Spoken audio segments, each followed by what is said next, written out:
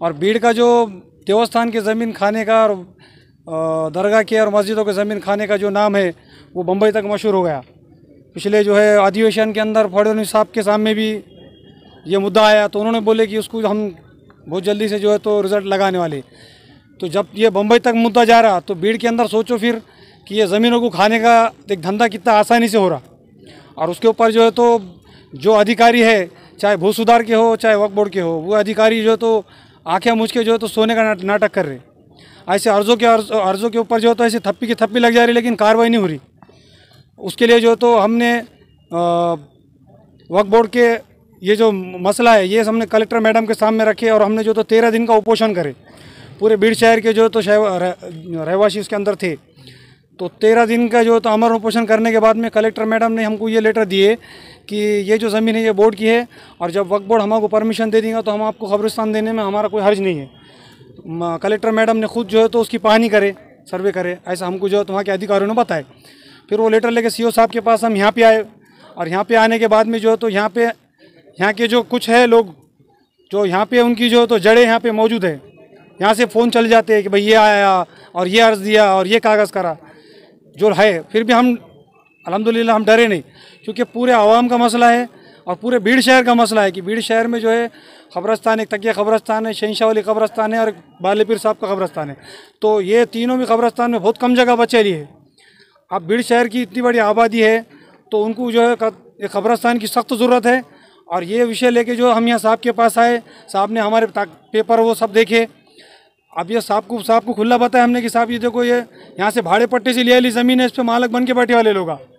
तो फिर उसके अंदर जो है तो 2022 के अंदर FIR करने के ऑर्डर भी है, लेकिन वहाँ पे मैनेजमेंट करके जो है तो इतना बड़ा गुनाह दबा दिया गया। सर अभी आपने बताया कि 3 क़ब्रस्तान है। हाँ। तो वो क़ब्रस्तान कितने एकड़ में होंगे और मुस्लिम आबादी कितनी है जो वहाँ पर तदफीन के लिए जगह मुनासिब होगी? अभी देखो तकिया क़ब्रस्तान जो सबसे ज़्यादा यूज़ होता, तो तकिया क़ब्रस्तान के अंदर जगह ख़त्म हो गई थी, तो नगर पालिका के ठहराव से 2 एकड़ जो है तो क़ब्रस्तान की जगह और दे दी गई वहाँ पे। अभी वहाँ पे मसला जो है तो तकिया के अंदर 2 एकड़ जगह भी है, और शहंशाह वली जो क़ब्रस्तान है तो वहाँ पे भी बहुत कम जगह बची, लेकिन वहाँ पे भी ऐसी भूमि माफिया ने जो तो क्या करे, जो जहाँ कब्रें थी वो भी जगह बेच दी, कब्रों के ऊपर भी घर बन रहे आज वहाँ। अब एक बाले पीर का एक इलाका है जो जिसमें 5-6 एकड़ का क़ब्रस्तान था, लेकिन अब वहाँ कुछ 2 से 3 गुंठे ज़मीन बची हो रही है। अब प्रॉपर बाले पीर का अगर मुद्दा पकड़े तो 2500 मकान वहाँ पे मुस्लिम बस्ती है, 2500 घर है, और आबादी दिन ब दिन बढ़ते जा रही है और इलाका बढ़ते जा रहा है। लेकिन क़ब्रस्तान अब ये चंद दिनों में ख़त्म होने वाला है। अगर ये क़ब्रस्तान की जगह ख़त्म हो गई तो बाद में फिर क़ब्रस्तान के मसले आएंगे तो हम क्या करेंगे? ईदगाह का जो मसला है, ईदगाह का क्या मसला है, और जो खातिर ख्वाह जो जिम्मेदार ठहराए जाएंगे जी, तो उनके ऊपर क्या कार्रवाई हो, और आपको पूरा नाम बोल दीजिए। हमारे बाले पीर के लिए और पूरे भीड़ शहर के लिए एक ईदगाह पैसों से ख़रीदे। ये भूमाफियों ने हर गरीब से, जो बर्तन धोने वाले हैं, रिक्शे वाले, इनसे जो तो पैसे वसूल करे। एक करी जो है तो 3 लाख रुपए इन्होंने लिए, और हर घर से पैसा दिया गया, और ये 6 एकड़ ज़मीन खून पसीनों के पैसों से ख़रीद के वहाँ ईदगाह बनाने वाली है। आज भीड़ शहर की सबसे बड़ी ईदगाह है, 2 ईदगाह, एक पुरानी ईदगाह है और एक नई ईदगाह है। आज ईद की नमाज हो, इज्तिमा हो, वहाँ पे होता, लेकिन वो 6 एकड़ की ज़मीन काफ़ी नहीं है।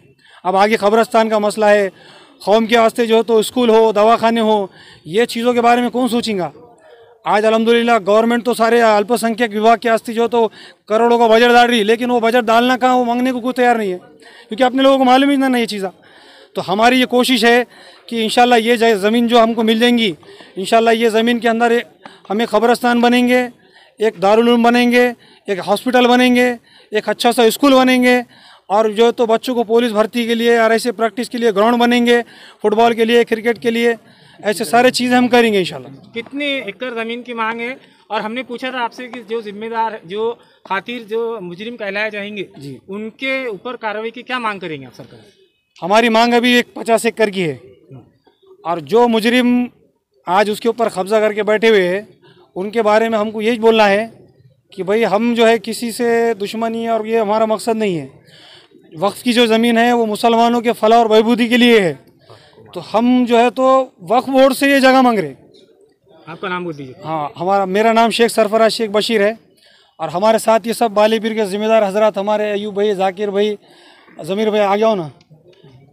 ये सब जिम्मेदार लोग हबीब भैया, ये सारे बाली पीर के जो है तो हर ये इसमें से कई साथी हमारे मस्जिदों के कमेटी के बॉडी के जिम्मेदार है। और ये हमारे जितने लोग हैं ये सब पिछले बारी की जो हीरिंग हुई तो सीओ साहब के सामने वाले ने ऐसा बोला जो हमारे आवरोधी कि ये लोग जो है तो पैसों के लिए कर रहे हैं और ये गुंडे हैं और ये बदमाश है और ये इनको जो है तो कब्रस्तान नहीं होना, ये पैसों के लिए कर रहे। इसके लिए आज ये इतने लोग सब आके यहाँ गवाही दे रहे कि हमारा जो मसला चल रहा ये पैसों के लिए नहीं चल रहा किसी से लेने का। हमारा ये मसला जो चल रहा है तो कौम के और मिल्लत के लिए, कब्रस्तान के लिए चल रहा। भाई चल रहा कि नहीं चल रहा? सब बोलो भाई, सब बोलो। इतने लोग ये शहादत देने के लिए आए कि हमारा मसला कौम के मुस्तकबिल के लिए है।